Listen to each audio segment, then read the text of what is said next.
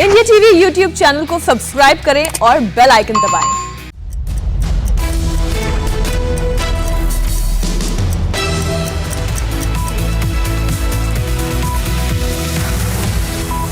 नमस्कार, बहुत स्वागत है आपका। आपके साथ मैं हूं ज्योत्सना पाटनी।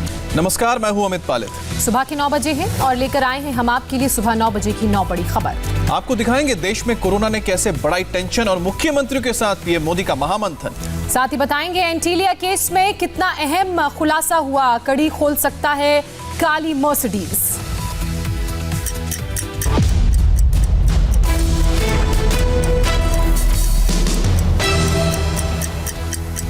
नौ बजे की खबरों की शुरुआत कोरोना की बढ़ती रफ्तार पर आज प्रधानमंत्री नरेंद्र मोदी की होने वाली अहम बैठक से।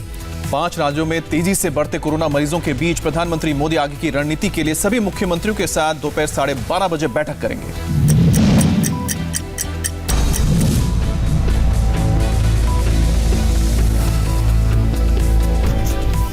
एक दिन में कोरोना के 28,000 मरीज। सबसे ज्यादा महाराष्ट्र में 1700, केरल, पंजाब में भी बढ़ी रफ्तार। इन आंकड़ों ने प्रधानमंत्री की चिंता को बढ़ा दिया है।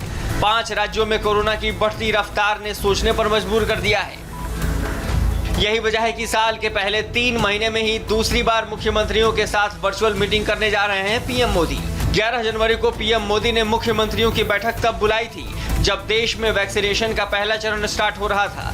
आज ये दूसरी बैठक कोरोना से बिगड़ रहे हालात को लेकर बेहद महत्वपूर्ण होने वाली है, क्योंकि अगर अभी लगाम नहीं लगी तो आने वाले दिन मुश्किल भरे हो सकते हैं। इसके संकेत आप 1 महीने में बढ़े कोरोना के आंकड़ों से समझ सकते हैं।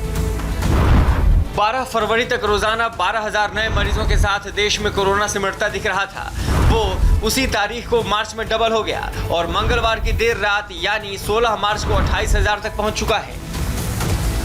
मुख्यमंत्रियों के साथ होने वाली बैठक में आगे की रणनीति पर बात होगी।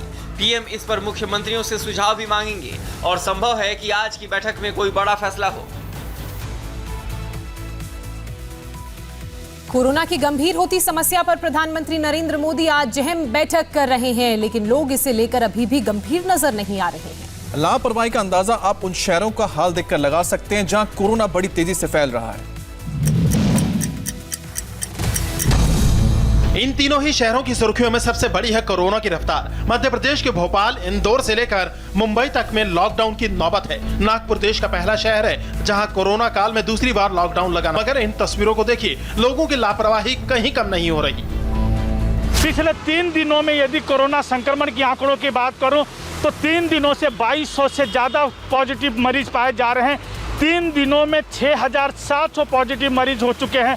21 मार्च तक संपूर्ण लॉकडाउन है, उसके बावजूद लोग सड़कों पर देखे जा रहे हैं। नागपुर में सड़क पर ट्रैफिक के साथ बसों में भीड़ वैसी ही दिखाई दे रही है। तो मध्य प्रदेश के भोपाल में आज से नाइट कर्फ्यू लगने की खबर के बीच भी लोग बेपरवाह हैं। इस वक्त हम खड़े हैं भोपाल के व्यस्तम चौराहे, भोपाल टाकी चौराहे पर, जहाँ का नज़ारा आप देख सकते हैं। सोशल डिस्टेंसिंग का पालन करने की बात तो दूर है, मास्क लगाने से भी यहाँ पर साफ तौर पर लोग दूर नजर आ रहे हैं। दोस्त मास्क है यार, मास्क नहीं लगा ही रहा था, अभी बात कर रहा था फोन पे। जी सर, मैं घर पे भूल गया। घर पे भूल गया, पर कोरोना आपको नहीं भूलेगा, कोरोना तो पकड़ लेगा। Sorry sir. मुंबई के दादर इलाके में इस सब्जी मार्केट को देखिए। पुलिस वाले बिना मास्क के लोगों का चालान काट रहे हैं, लेकिन लोगों के लिए इतना भी काफी नहीं। मुंबई का दादर मार्केट इस समय हॉट स्पॉट बना हुआ है कोरोना के मामले को लेकर, क्योंकि यहाँ पर इसी तरीके से रोजाना लोग बिना मास्क के और भीड़ भाड़ किए हुए दिखाई देते हैं। जाहिर है वैक्सीनेशन जरूर शुरू हो गया है, लेकिन कोरोना भी गया नहीं है। ऐसे में इस तरह की लापरवाही कोरोना और लॉकडाउन को लौटाने में मदद कर रही है। एंटीलिया केस में जैसे जैसे नए खुलासे हो रहे हैं, महाराष्ट्र सरकार का संकट बढ़ता जा रहा है। मामले पर मुख्यमंत्री उद्धव ठाकरे ने गृह मंत्री, डीजीपी और पुलिस कमिश्नर के साथ देर रात तक बैठक की और आज भी इनकी बैठक होने वाली है। एंटीलिया मामले में सचिन वाजे कनेक्शन को लेकर गृह मंत्री और टॉप पुलिस ऑफिसर्स के साथ सीएम उद्धव ठाकरे की बैठक तो 2.5 घंटे तक चली, लेकिन बैठक से बाहर निकलने के बाद सबके सब खामोश ही रहे।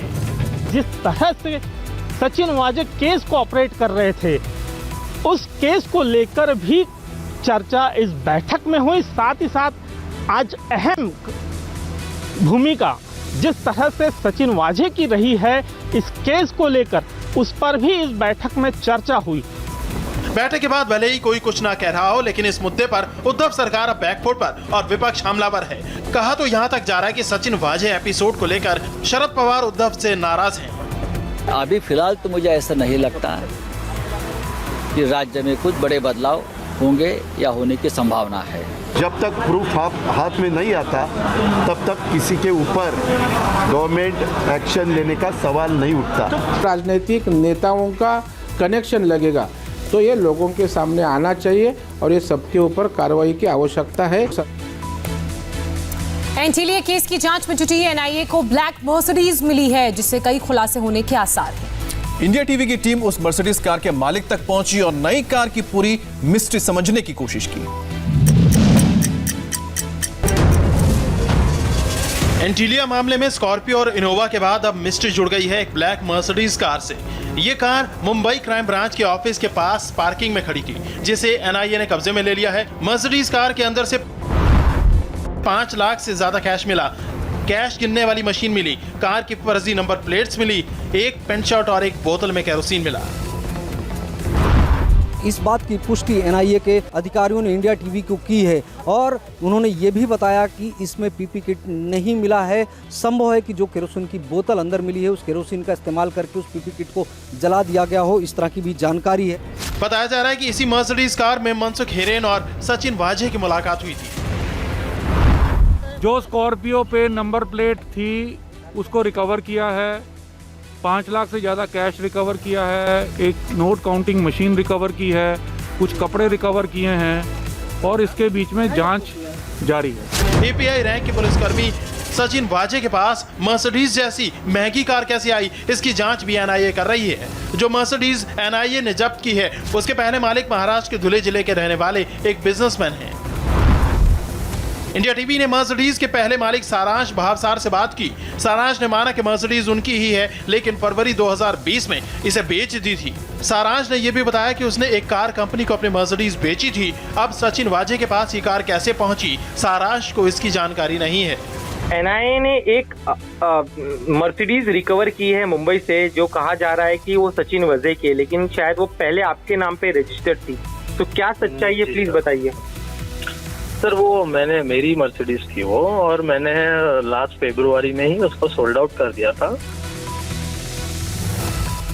पश्चिम बंगाल की मुख्यमंत्री ममता बनर्जी आज अपनी पार्टी का मैनिफेस्टो जारी करेंगी और माना जा रहा है कि ममता अपने पिटारे से लोगों को फ्री राशन डिलीवरी का वादा कर सकती हैं।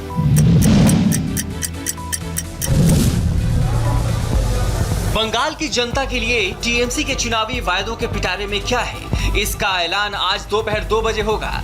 टीएमसी पहले भी 2 बार मैनिफेस्टो रिलीज का ऐलान कर चुकी है, लेकिन किसी न किसी वजह से इसे टाल दिया गया। इस बार टीएमसी ने अपना घोषणा पत्र जारी करने की पूरी तैयारी कर ली है।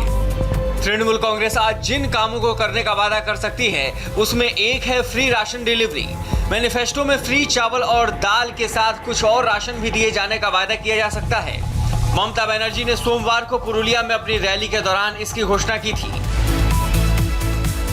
बंगाल के चुनावी दंगल में कल यानी कि 18 मार्च से प्रधानमंत्री नरेंद्र मोदी उतरने वाले हैं। और उससे पहले बीजेपी के स्टार प्रचारक योगी आदित्यनाथ, जेपी नड्डा और राजनाथ सिंह ने ममता के खिलाफ चुनावी माहौल तैयार किया।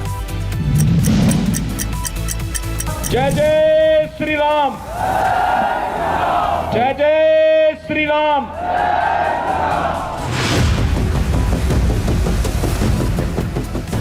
बंगाल में चुनाव प्रचार में इन दिनों जय श्री राम के नारे की सबसे ज्यादा चर्चा है। मंगलवार को बीजेपी के स्टार प्रचारक योगी आदित्यनाथ के साथ साथ बीजेपी अध्यक्ष जेपी नड्डा और रक्षा मंत्री राजनाथ सिंह ने बंगाल के अलग अलग इलाकों में उसी जय श्री राम के नारे के साथ ममता पर हमला किया। योगी ने अपने खास अंदाज में लोगों से 10 साल के ममता के राज को जड़ से उखाड़ फेंकने की अपील की। हमारे श्वास श्वास में राम बसे हैं, कोई राम से हमें अलग नहीं कर सकता है, और अगर कोई करने का प्रयास करेगा तो उसको जनता स्वयं मुंहतोड़ जवाब देने का कार्य करेगी। दिल्ली में अधिकारों को लेकर एक बार फिर केंद्र सरकार और केजरीवाल सरकार आमने सामने आ गई है। उपराज्यपाल को पावरफुल बनाने वाले विधेयक के खिलाफ आम आदमी पार्टियां सड़क पर उतरने वाली है।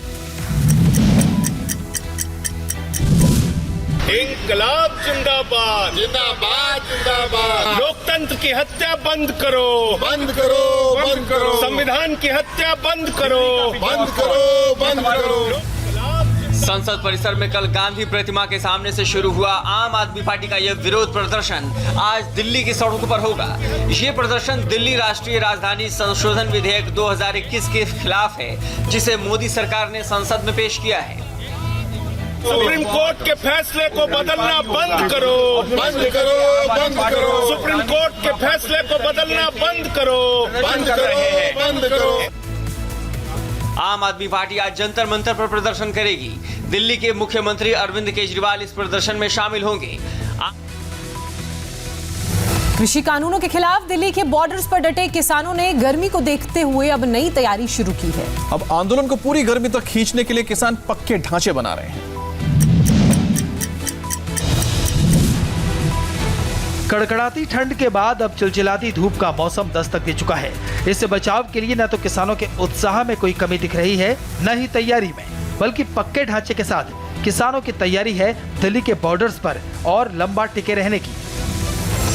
किसान जो पहले सर्दियों का मौसम था तो इस तरह का किसानों का टेंट लगा हुआ था, जिसमें ताकि रात में रहने के दौरान किसानों को किसी तरीके का सर्दी का सामना ना करना पड़े, किसी तरह की परेशानी ना उठानी पड़े। लेकिन अब दूसरी तरफ किसान, जब मौसम बदल रहा है, गर्मी का मौसम आ रहा है, तो किसान इस तरह की झोपड़ी अपना बना रहे हैं ताकि गर्मी के दिनों में किसानों को बहुत ज़्यादा कोई परेशानी ना हो सके। कृषि कानूनों के खिलाफ चल रहे आंदोलन पर गर्मी का असर न पड़े, इसकी तैयारी में किसान पिछले काफी दिनों से जुटे हैं।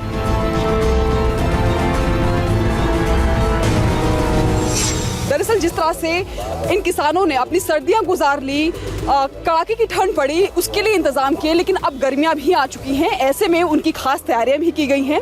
एक यहाँ टेंट के बाहर मौजूद हूँ। अगर आप यहाँ पर देखें, बाकायदा पराली से यहाँ पर टेंट तैयार किया गया है और इसके साथ ही इसमें अगर आप देखें तो बारिश से बचने के लिए इस पर वाटरप्रूफ जो पॉलीथीन्स हैं वो लगाई गई हैं। दिल्ली के गाजीपुर बॉर्डर में भी किसान इसी तरह की तैयारी कर रहे हैं। गर्मी के हिसाब से टेंट बनाए जा रहे हैं, फ्रिज और पंखे भी लगाए जा रहे हैं। मच्छरों से बचाव के लिए मच्छरदानी भी लगाई गई है। गर्मी के चक्कर में अब गर्मी पड़ रही है। गर्मी के चक्कर में गर्मी से बचने के लिए जो डाल दिया है, इसमें ठंडा मौसम रहता है, गर्मी पड़ती नहीं है बिल्कुल, इसी चक्कर। ये डबल लेयर का आपने बनाया है ऊपर? हाँ जी। भीड़ गाजियाबाद के एक मंदिर में एक मुस्लिम लड़के की पिटाई का वीडियो वायरल हुआ और फिर उस पर एक्शन हुआ। वीडियो सामने आने के बाद पुलिस ने आरोपी सेवादार को गिरफ्तार किया।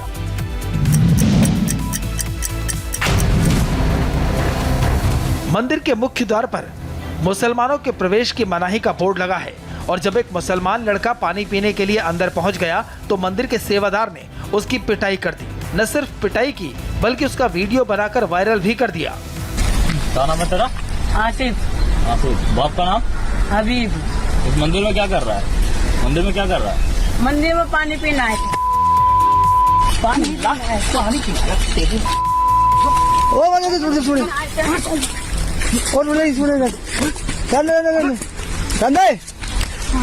है। अंकल।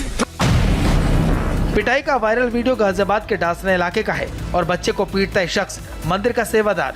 नाम है शिरंगी नंदी।